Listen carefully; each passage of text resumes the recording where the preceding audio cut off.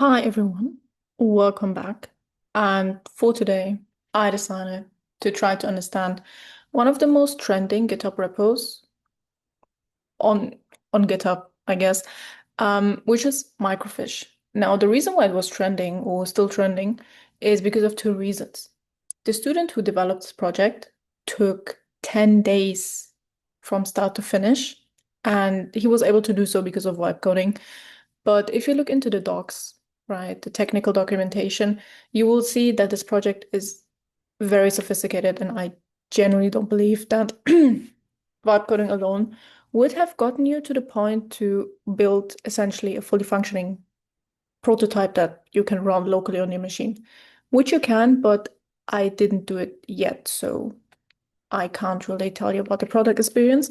Second thing why this GitHub repo is still trending is probably because of the attention it got in China. So the student was an intern at I don't know which company, but apparently he showed this project to one of his managers, and somehow the CEO of the company he was interning at got information on the project, and he decided to invest a few million into this project. So essentially, the student who shared this project went from intern to essentially his own CEO overnight.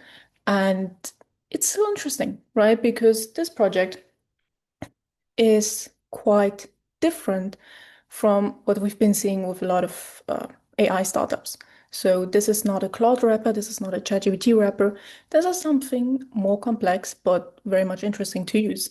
And yeah, I try to understand it, but I'm not explaining any technical details, right? Like I'll just go conceptually on this repo. So essentially, the whole project, MiroFish, aims at doing one thing. So you feed MiroFish one event that already has happened or might happen in the future, and you tell it what it is about, feed it any additional information that you are aware of the event in any case. Maybe you have some background information on, let's say, the financial crisis of 2008. Maybe you have some insider information. Not quite sure. But if you add it to MiroFish, then the prediction on how thousands of autonomous AI agents will be much more accurate, probably. And what MiroFish then does is take this information and process it and create a collective memory for thousands of AI agents. And these AI agents then run in social media forums and create opinions, like they interact with each other. And after this interaction, you kind of get a report on how these AI agents interacted. And you also have the opportunity to talk with certain AI agents, which is incredible, right? Because assume you are an organization that, or like a startup that is currently building an MVP, right? Like you've been building it because of your pain points. Now you can use MiroFish and see what other people on social media, specifically Reddit and X, feel the same. And you can kind of figure out potential bottlenecks along the way because you have used MiroFish. So it's amazing, like what you can do with tech nowadays, but MiroFish is like, I love it. Uh, it's great. Like honestly, there are so many applications that you can use MiroFish for, but it's expensive, right? Because you are running thousands of agents for this simulation and prediction that obviously your API cost is gonna explode.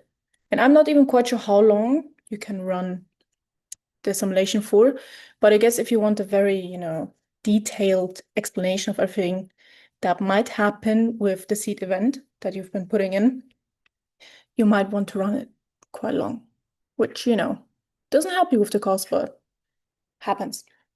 So I tried understanding it, right? Because the overview I gave you was not exactly helpful. And I decided to build a flow diagram. Amazing, right? Took me some time, but I don't know, it does help me to explain it.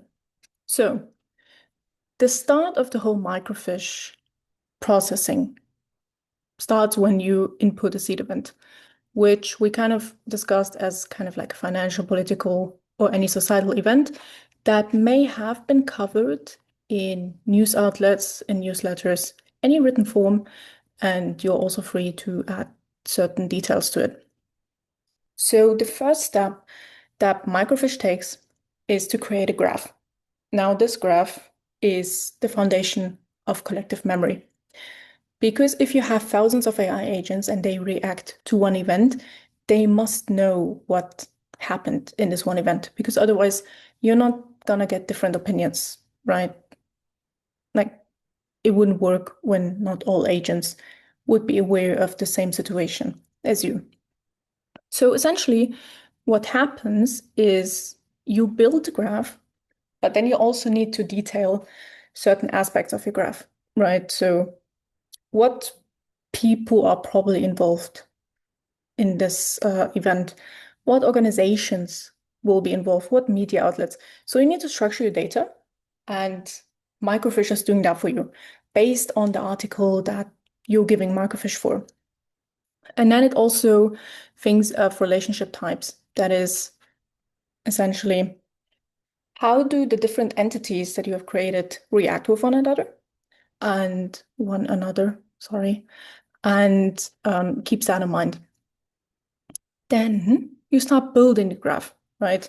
And it's essentially a very similar step because now you have the entities and now you're updating the graph continuously based on the very different entities that might react with one another. But these are not yet the agents. Those are just entities, like the top layer of any event. I hope that makes sense. For the financial crisis of 2008, you would probably use entities, banks, hedge fund managers, investment bankers, people who gave out very suspicious credits, and probably use also one entity for the credit holders, and then you'd have them interact first. So now you've built the knowledge graph, the graph which is the collective memory of the coming agents. Now, in order to set up the agents, you need certain personas, right? Because we're trying to essentially create a society that reacts on the news before we as a real society act on the news. That's what simulations are there for. And essentially, the system now creates realistic agents based on the entities. And apparently you are, or like you can configure certain parameters of your entities and even of the agents so that you can get a pretty realistic simulation afterwards. But then again, this step where you kind of configure agents makes only sense when you are very much aware of the situation that you have been putting your AI agents in. So again, it takes some expertise to be able to use Microfiche correctly. Anyways, now that you have the collective memory, the agents, now you're looking at the simulation, right? So what you're now doing is you have these different agents, and these agents, they run on two social media platforms, which is X and Reddit. So what they're doing is apparently, like I haven't really understood this step. So they are either getting on these social media platforms in real time, and they are acting as real users. I'm not quite sure whether, that includes posting, writing, but it might include kind of like having certain bots, and these bots might work as real users in terms of interacting with certain posts. I'm not quite sure whether they can create posts, but we'll just assume that they can influence social media to some extent so that we have certain data that we can feed back into the knowledge graph and have the agents act upon that. So it's kind of like a circle, if you think about it. The more agents you have running on these platforms and having them influence these platforms, the more data you will have for the collective memory. Because that is how the agents will act upon. It makes sense because we go back to the financial crisis. Um, we as the agents, we didn't had Reddit or X at the time, but what we had were news outlets. So essentially, in our case, we would read the news and then we would think about the financial crisis, react to some extent, right? Specifically, the entities that we have configured before. And then you'd have kind of like a reaction based on the information you provided. And you just go on and on until the financial crisis is either kind of resolved or, just left with I don't know, but like you get a thing, right? It's just never mind, I'm skipping that. Anyways, um, so after your agents have been running successfully, you are getting a report. Now, I guess that is quite intuitive. You just get broad data. How did the agents react? What is the most likely outcome of the seed event that you have put in at the very beginning, and what can you expect? I guess that's it.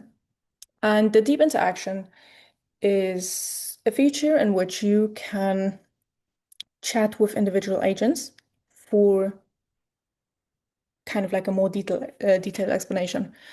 Maybe there are some agents that are behaving weird. Like you have expected them to behave in a certain way and they just contradicted that. Question is why, right? And you have the tools, you have the agents to ask them why exactly did they behave a certain way. And makes sense, for the user specifically, it helps you think about certain ways on either one, if you're preparing something for society or like the masses, um, think about different ways to convey it so people do not act out of behavior as you would expect it, or to, try to understand what their perspective was and maybe include it in whatever you're trying to publish for any newsletter, outlet, whatever. But I mean, even for history, right? Historical events, it might be interesting to see, for instance, some more niche explanations of certain events, right? If you're interested in, I don't know, ancient Egypt, right? And you are essentially using MiroFish to understand why the ancient Egyptians built the pyramids, you might come to new conclusions based on using MiroFish. Now, I'm not quite sure whether that works for historical events. Maybe not, but you can kind of see the idea.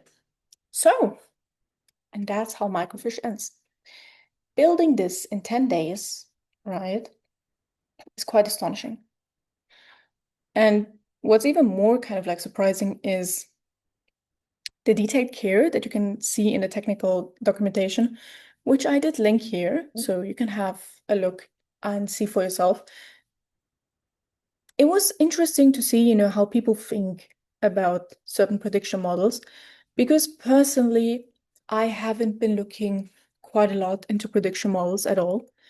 The only prediction tools that I've been aware of are kind of like Kalshi and Polymarket, because you are essentially trading futures on that. Now, it's not similar to MicroFish, but I don't know, it's just a weird association I had. So I always dismissed the idea that, these technologies or thinking about the future in that way were kind of useless. All right. Now, with MicroFish, you can't really predict the future, right?